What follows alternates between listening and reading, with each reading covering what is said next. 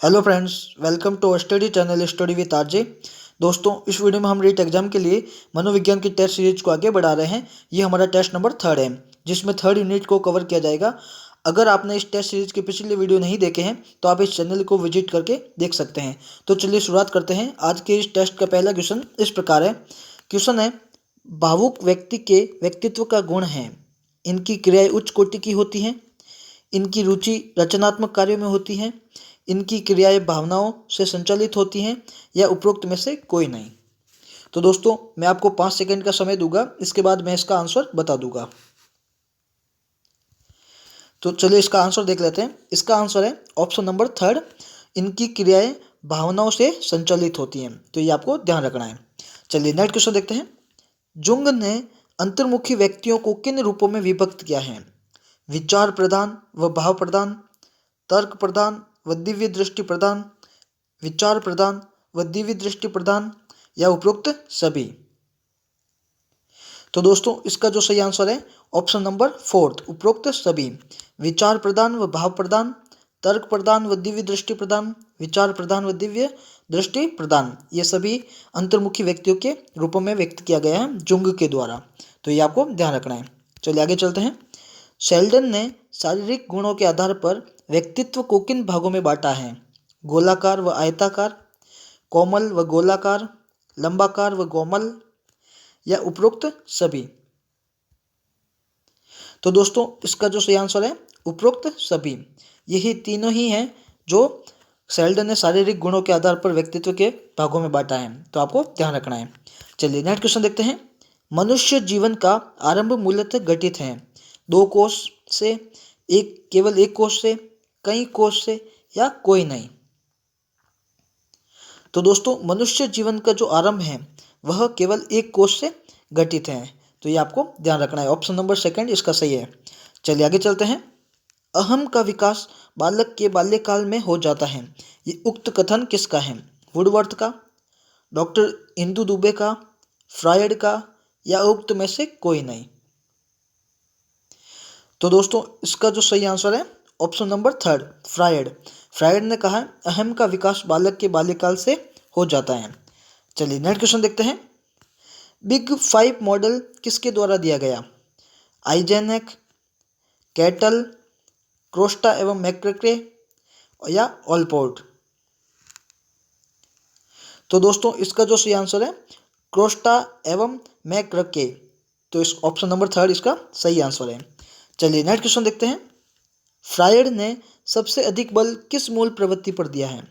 काम प्रवृत्ति, रचना प्रवृत्ति, संचय प्रवृत्ति, या समूह प्रवृत्ति। तो दोस्तों, इसका जो सही आंसर है काम प्रवृत्ति। ऑप्शन नंबर 1 सही है।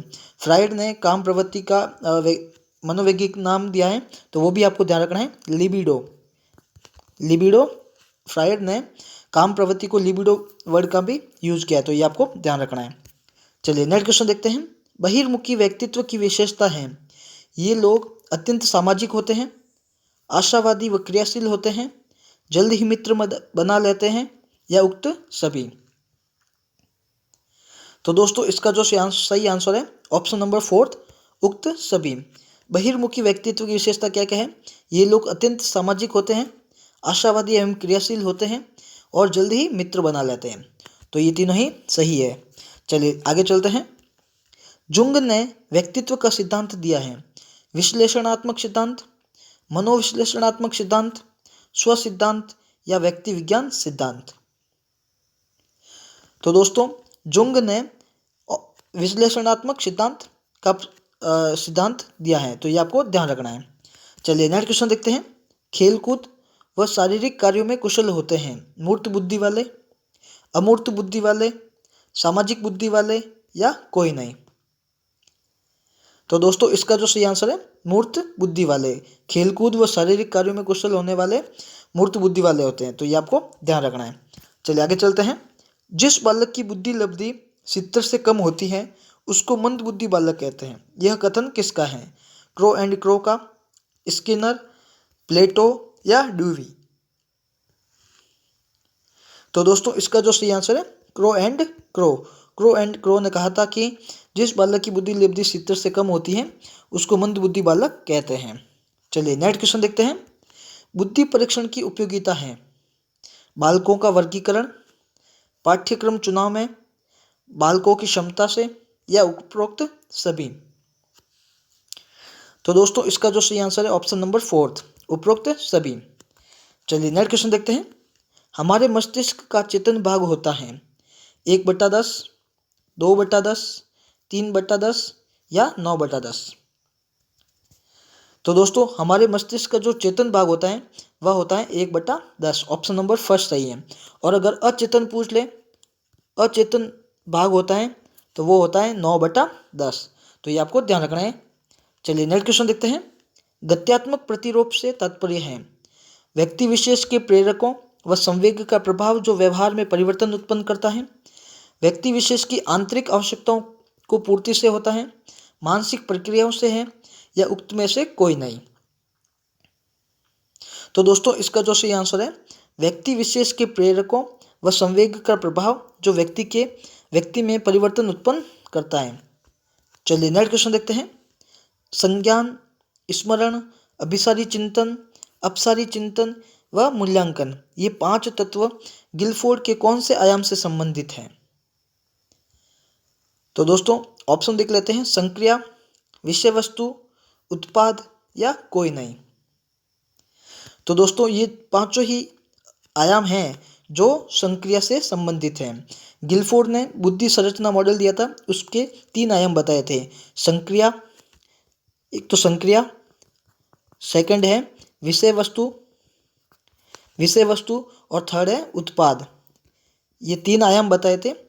उसमें हर में संक्रिया में 6 बताए और विषय वस्तु में 5 बताए और उत्पाद में बताए थे 6। तो ये टोटल मिला के 180 होते हैं। पहले उन्होंने 120 बताए थे, फिर उसके बाद में बढ़ा के 180 कर दिए। तो ये आपको ध्यान रखना है। चलिए नेक्स्ट क्वेश्चन देखते हैं। बालक का अपने आप में मस्त रहने की क्रिया को डॉक्टर फ्रायड ने माना है सिसिज्म, नार्सिसिज्म, सिज्म या नार्सिन। तो दोस्तों इसका जो सही आंसर है नार्सिसिज्म। चलिए नेक्स्ट क्वेश्चन देखते हैं। निम्न ग्रंथ के स्राव से यौन क्रिया में रुचि जागृत होती है गोनेट्स, एड्रिनल ग्रंथि, थाइमस ग्रंथि या थायराइड ग्रंथि। ऐसी कौन सी ग्रंथि हैं जिसके स्राव से यौन क्रिया में रुचि जागृत होती है? तो दोस्तों इसका जो सही आंसर है गोनेट्स, ऑप्शन नंबर फर्स्ट सही है।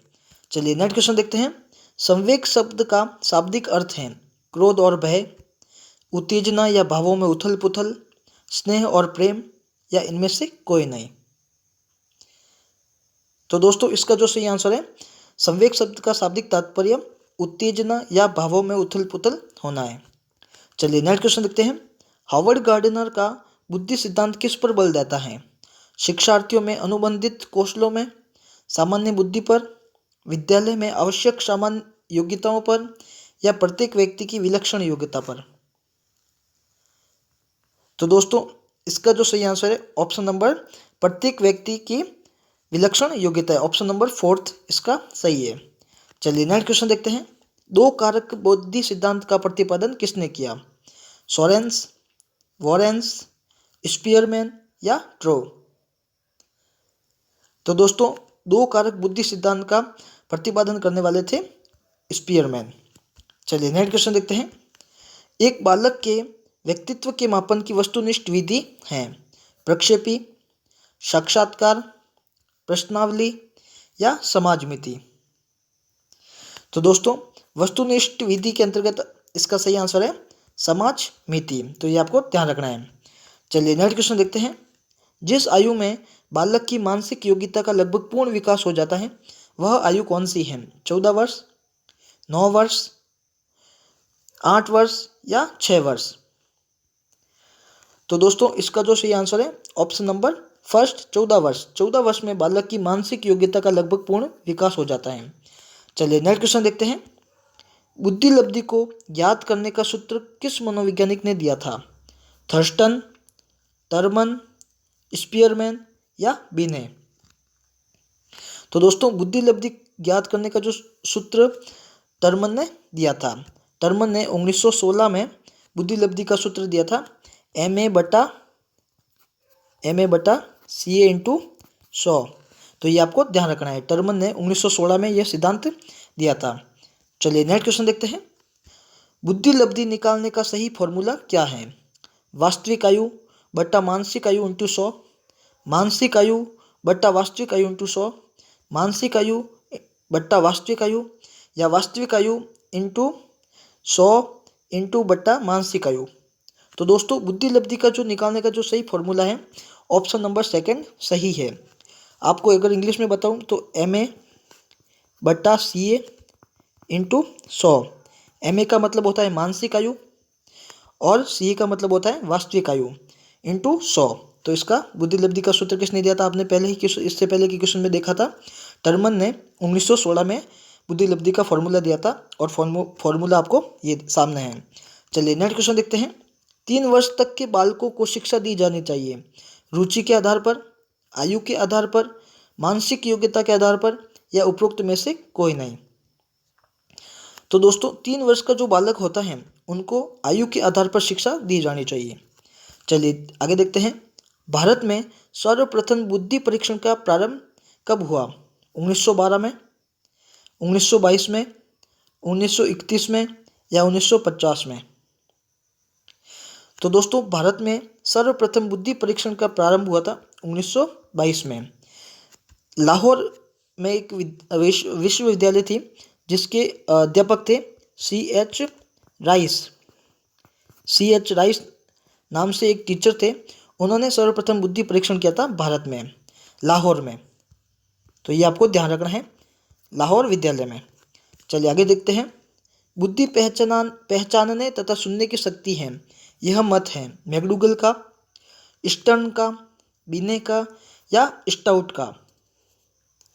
तो दोस्तों इसका जो सही आंसर है ऑप्शन नंबर थर्ड बिने का। चलिए आगे देखते हैं। मौलिकता का गुण पाया जाता है प्रतिभाशाली बालकों में, सृजनशील बालकों में, धनी परिवार के बालकों में, या शिक्षित माता पिता के बालकों में?